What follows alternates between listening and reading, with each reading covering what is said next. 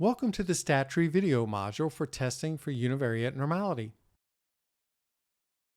To test whether a continuous variable in sample data meets the assumption for normality when the sample has more than 20 cases, the Kolmogorov-Smirnov one-sample test for normality would be appropriate.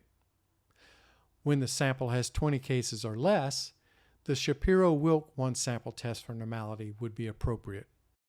You will need at least one continuous variable to run these tests. In looking at the preferred entertainment viewing survey, any of the scale questions 3 through 7 would be appropriate for the continuous variable for our demonstration. For this demonstration, we will use question 5.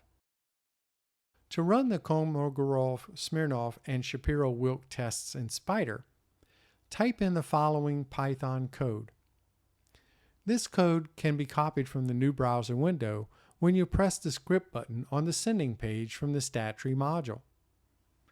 If you've already saved your code, press on the File Open icon above the editor pane, browse to the location of the Python script, then press Open. Select the lines of code to be run, then press the Run Selected icon.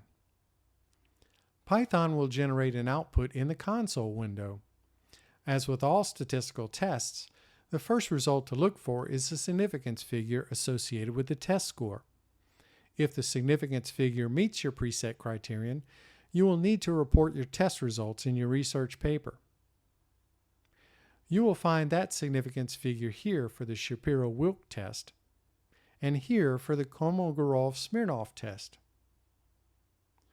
In this test, if the significance figure is below the preset criterion, the null hypothesis that the sample distribution is normal on this variable would be rejected. You would report that the sample is not normal, and these results would influence decisions about which statistical test should be run when utilizing this variable. To see what this output looks like, press the Output button on the sending page from the StatTree module.